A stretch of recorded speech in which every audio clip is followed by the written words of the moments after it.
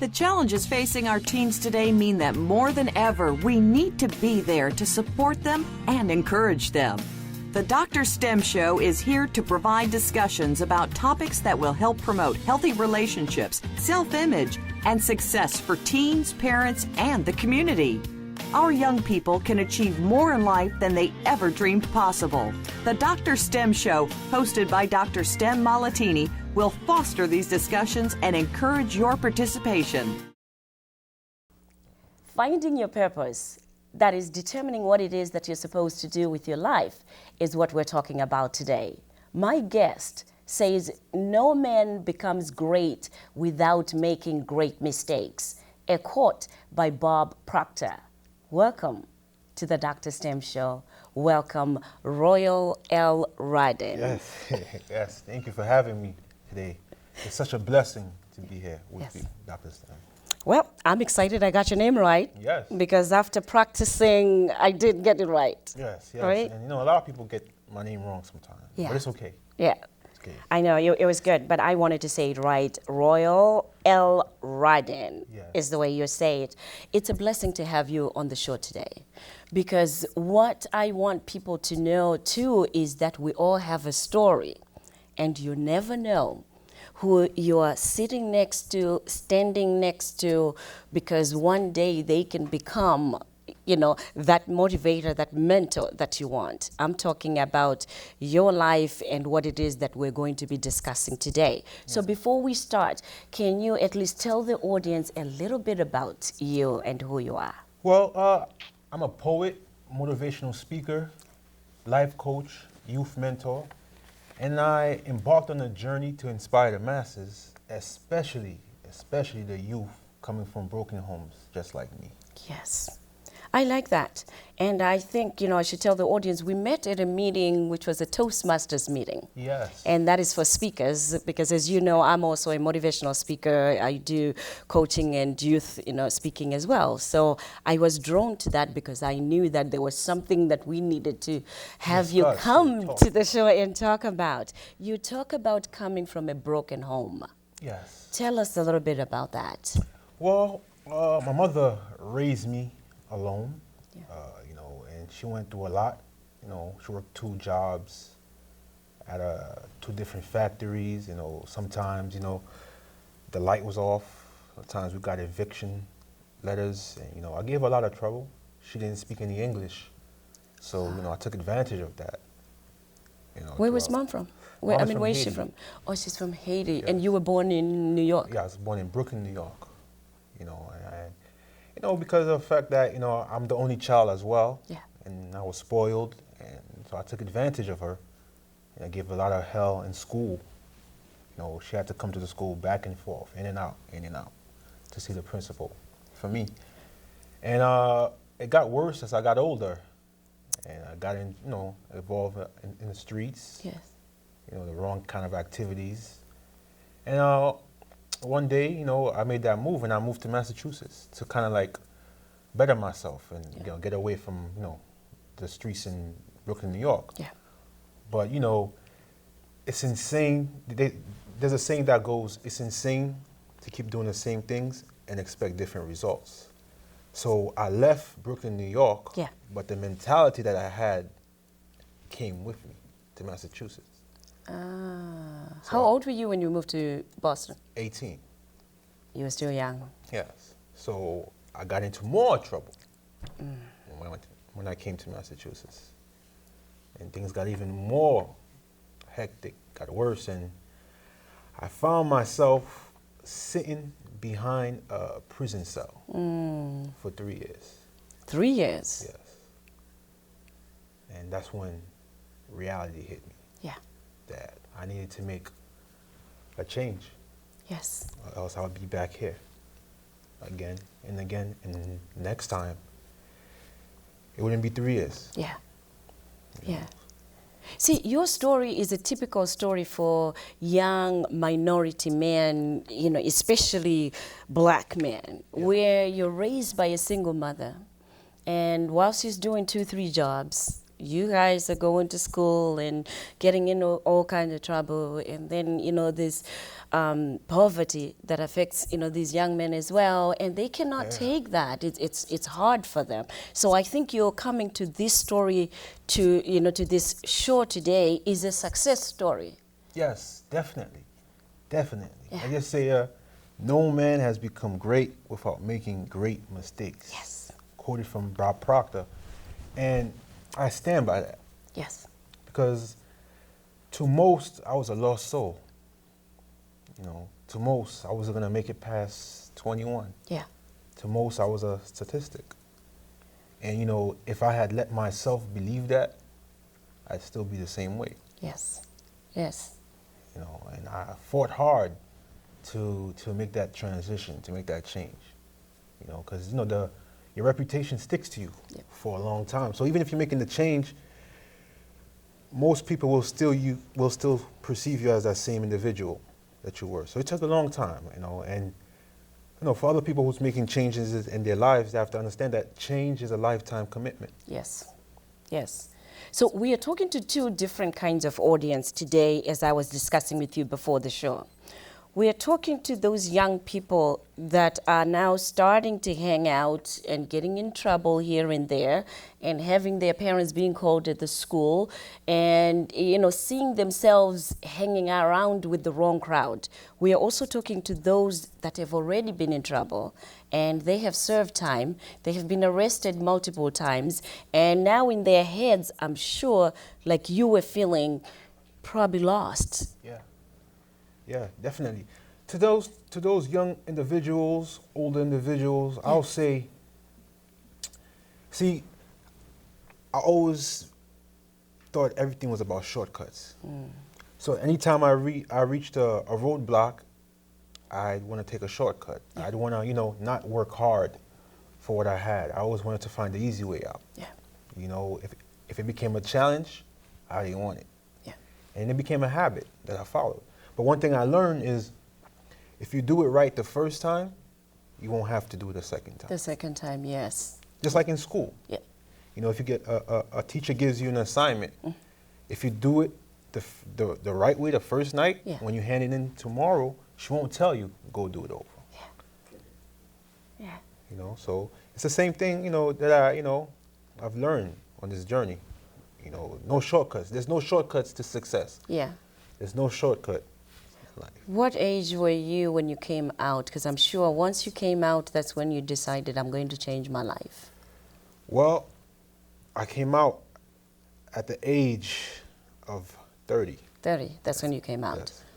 So what we're saying to the young people today is, it doesn't have to take you 30 years to make that decision. No, you don't. No, you don't have to. It doesn't have to take you 30 years. Yeah. Decision. It doesn't have to. It doesn't have to. We know what's right from wrong. We feel it inside. Sometimes we think we're too smart. Yeah. That we can, outsmart other people, but you can't outsmart the law. You can't outsmart, your maker. And you can't outsmart yourself. I can't even imagine. What I want to do is, we're going to take a break, but I want to know, where is Mom? What is she thinking today? Yeah. And has she seen these changes that are in you? We're going to take a quick break, and we'll be right back. Yes. Welcome back. Today we are talking about the life and journey of our guest, Royale L. Radin. And before we went on break, I asked him to think about and talk about where Mom is and how she's doing today, because he just told us of how he started, in Brooklyn, New York, came here into Boston, and boy, today he's a motivational speaker, inspiring and empowering teenagers, especially young men that are out there, not to repeat the life that he has gone through, but to be careful and to plan their life and be on purpose. So, Mom, where is she? And Mom is still in New York. In New York, okay. Yes. Yeah, Mom's still in New York. Mom loves New York, so she comes here. Comes here for a couple of months, okay, at times, but she's mostly. What does she think of this transition now? Oh, she loves it. Right. Yeah, she loves it. See, the funny story is, my mom, she always wanted me to be a pastor when I was a child growing up. She always wanted to be a pastor. So now when I speak to her, I say, Mom, me and pastors, we do the same thing. We inspire people, we motivate people. So it's the same thing. Yeah. She's like, no, I still want you to be a pastor. But, she's happy. She's She's happy. Yeah, she's definitely You happy. are ministering Yes, as your, what's Mom's name again? Raymond. Raymond. Yes. Is that the first name or last name? First name. First name, Yeah. Raymond. Yeah, Raymond So- and L. Rodden. Oh, Yes. yeah, that's true. You know what? I want your mom to know that, she raised you well, and I hope that she's proud of where you are today. Yeah, she did her best. It's- She did her best. Because a lot of the parents are struggling. And they see their young men exactly where you were, 16, at 15, 16, and 18. And I can tell you their knees are bruised from praying and asking God for mercy, and praying for them. So the reason why you're here today, too, is because of those tears and prayers that, Yes, those they prayers had. kept me safe. Yeah. Yes. Yeah. Those prayers did hold me. Right? You'd be surprised the amount of things I went through and the trouble I got into. Yeah. And how God saved me. So because of that, I had to make a change. Yes. Do you find yourself speaking more in the church systems or the schools, or is it a mixture? It's a mixture. Okay. I'll speak wherever is required, Okay. wherever is needed. Okay. It can be me going into a store and I see a young individual and I'll conversate with them. Yes. And if I could get a few words in, I get it in right there. If it's in a school, if it's in a program, if it's in the church, Yes. yeah, wherever inspiration and motivation is needed, I'm there. Yeah. What are some of the topics, if you don't mind, that you talk about when you're speaking to the young people? I speak to them about life purpose. Okay. I speak to them about having a blueprint in order to achieve success. I speak to them about change, making a transition. I speak to them about habits. Habits are everything. Yeah. You Yeah. know, Do you share your story with that, or Yes. you do? Yeah, I do. You're comfortable sharing your story with them? Yes. Yeah. I'm comfortable with sharing my story because I have to be able to identify with them, and they have to be able to identify with me. Okay. And and it's my story that got me this far. Yes. So I give it all. Yeah. I give it all to them, and I allow them to ask me questions, and then we have like a dialogue. Yes. Yes. What is some? I know before we started the show, we were discussing some of the issues that are going on today, especially with the police and the young people being shot, and the riots that we've had in the U.S. Any word about that message, especially to the young people that are so discouraged, the young men out there? I'll say, for one, Yeah. number one is, it's wrong to take anybody's life. Yeah. No matter the color, creed, it's wrong to take anybody's life. Yeah. But I say another thing too, it's important for us to pay attention to the kind of attitudes we carry, especially us minorities, the attitude we have, a lot of us sometimes we walk around like we have a chip on our shoulder. We're always angry, and people can read that. People can sense that, Our youth, walking around, with a limp. Yeah.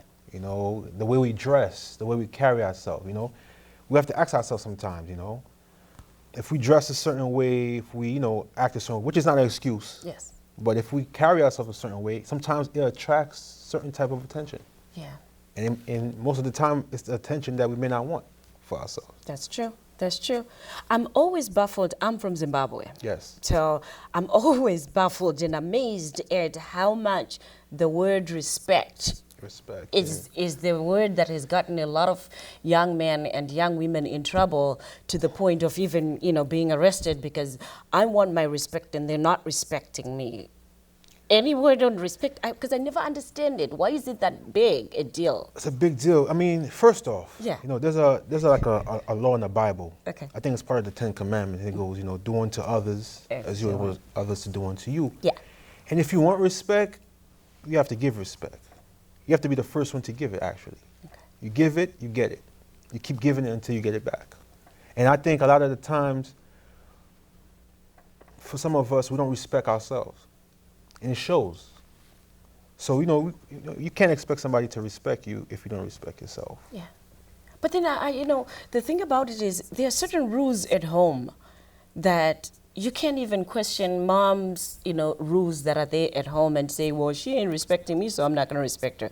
You go to the school, they have certain rules at the school, and it's like, well, you can't even put the word respect there. The teachers don't respect me, and you're there to learn as a student. Yeah, you're here to learn. So, that's why I'm saying, to you as well, that I never understand why, most young people will talk about respect and saying, well, you know what?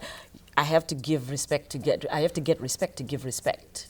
Yeah. Especially, if we have to give it that way. Because then are we saying to the young people that they have to get respect from the adults in order for them to give respect? Well, see, that's very interesting. It's very interesting. Right? Whatever you want out of life, you have to give it. Whatever you want out of life, you have to be it. Yes. Whatever you expect out of life, it has to come from you. That's the law of life. If you want love, you have to be love. Yes. And then love will appear all around you. Yeah. If you want respect, you have to be respectful and give respect. And respect will appear all around you. It starts with I. We have to take responsibility for our actions. Yeah.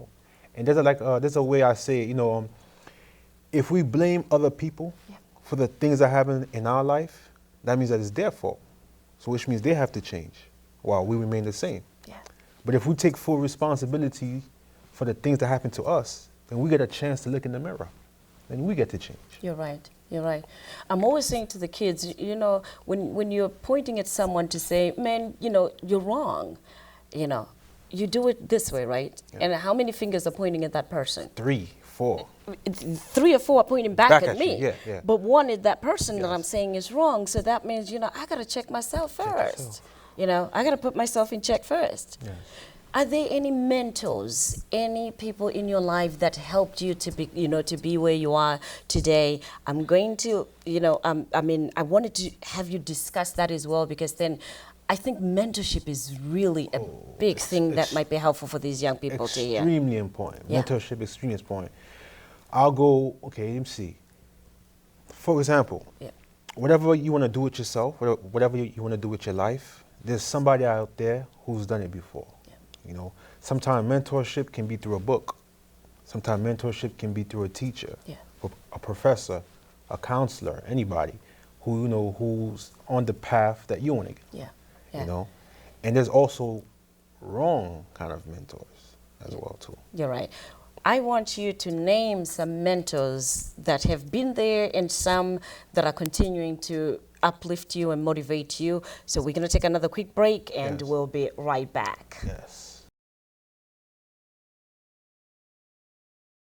We are talking today about finding your passion. As I said at the beginning, we're talking about how to determine what it is that you're supposed to do. I'll tell you one thing. I'm very, very impressed to have my guest today, to have someone who had been ruled out in high school because of his actions and what he was doing. You heard him say, my mom was being called to the school all the time because I was bad. Mm-hmm. And I called him, no, you were being radical. And he said, yes, ma'am, you can use that one, radical. So if you're out there and you think, you know what, I'm bad anyway, they think I'm bad and nobody believes that, there's something good in me, Royale is here to say to you, guess what?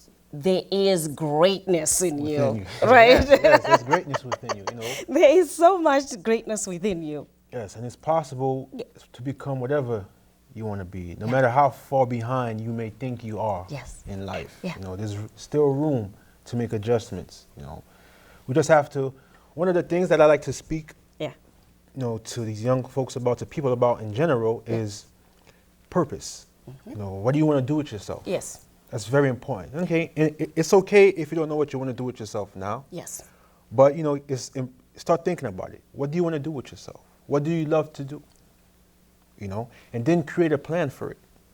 Create a blueprint. Because that's some of the things that helped me get to, where I am now. And I have a formula that I'd like to give to people, whoever's listening, whoever's watching, is purpose plus blueprint equals success. Purpose plus blueprint equals success. Yes. Perfect. Before we went on break, I had asked you to name some mentors or what has, mentored or motivated you. So can you tell us some of the people that have mentored you? Dr. STEM. Dr. STEM. Yes, Dr. STEM. Before we started, you were speaking to me. Yeah. The mentoring was happening there. Yes. I get mentoring through the books that I read, through the motivational videos that I watch on YouTube. And funny about the world, and it wasn't always like that. Yeah. Like you can type anything on the computer, and whatever you're looking for, it will appear. So there's no excuse. You can find mentoring in school, your teachers, your professors, your counselors. Yeah. You can go to there's programs. There are people out there who are willing to help. Yeah, yeah. So finding your purpose. We have a formula: purpose, blueprint, and success. A little bit about that. How can they find their purpose? Okay, finding your purpose. Okay, for me, for example, what are some of the things that you love to do? What are some of the things that you do on a daily basis? And you can figure out how you can survive off of those things. Yeah. Like for me, I love to talk to people. I love to inspire people. I love to help people get from one step to the next step. Yeah. And I'm a motivational speaker. For some people it's singing, for some people it's dancing, for some people it's writing, for some people, it's helping other children, So whatever, your purpose is, I'd say the things that you love to do, and you can cultivate a life from that. So for those young people that are looking at you as a coach to say, you know what, I want him to coach me, or the schools, the programs, nonprofit programs that want to book you for speaking engagements, Yes. How can they do that? They can find me at royalelrodin@gmail.com, ROYALE LRADIN @gmail.com. Excellent. We're going to have that at the bottom as well. Yes, yeah? I have so much emails. I'm saying the wrong one. Yes, so you can find me that way. You can also find me at royalelrodin.com, YouTube, Instagram. I use Instagram a lot. Oh, you do Instagram a lot? Yes. Okay. Facebook as well. Yes. Thank you for those postings because I'm one of your fans. I'm always reading the inspiring quotes that you put up there. So those are really good. Inspiring quotes, and it's a part of a book that I have, that's going to be published in March, sometime in March. Okay, because my next question was, do you have a book? So what's the title of the book? The name of the book is Before My Mama Goes. Before My Mama Goes. Yes, Before My Mama Goes. And what is that about? That title alone is catchy. Yes, Before My Mama Goes. The reason why I named it Before My Mama Goes is because for all my life, for the majority of my life, I gave her hell. So, my only wish for her is before she goes is for her to be happy and to be satisfied with the man that she raised. And for her to see that, yes, I raised a successful young man. The world is listening, and that camera is yours. Yes. Talk to Mama. Yes, when Mom watches this, I want her to know that she did a great job, a wonderful job. She did the best she can, the best way she knew how. And, it may have taken a long time for me to, recognize the sacrifices she made, but I'm here. I'm here now. They say, fall down 7 times, get up 8. And I'm up right now, and I understand, and I appreciate it. And the goal is to show her that I appreciate it. And that's why the title of the book is called Before My Mama Goes. I didn't hear what I wanted to hear. What did you want to hear? Mom, I love you. And I am? Blessed. And sorry. Sorry, yes. Oh, yes. Yes, Mom, sorry, Mom. I am sorry. I wanted that to be the first thing that you say. You know what? If my mom is watching, I am sorry for what I put you through. I'm sorry for what I put her through, and it's important. Sorry is just not enough. I have to show her that.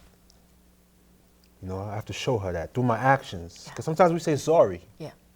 But sorry doesn't really fix anything unless our actions are showing that. You're right. that was sorry. You're right. And my heart and my work and everything I do with the teenagers is to not come to a point where we say, Mama, I'm sorry. Yes. For them to understand from people like yourself now to say, you know what, Mama knows what she's doing. She knows how she's helping you, so please work with Mom. Please listen to Mom. Because she knows. Yes. She knows. And yes, and to get back on the formula. Yeah. So he says purpose plus blueprint equals success. Success, yeah. You find your purpose. After you find your purpose, then you create a blueprint for it. You know, because you have to have a plan. You have to have direction for where you're going. Yes. After you create a blueprint, then you will be successful. Yes. You can't keep it all on here. You have to put it down On paper. on paper And write it out. and write it out, and then visualize it, and then it will come to life. One last word before we end the show. You won't believe it is ending. Oh wow! Feels like we just got on. I know. Yes. I know. One last word that you might want to, impart to the teenagers out there. I like to tell them, habit is everything.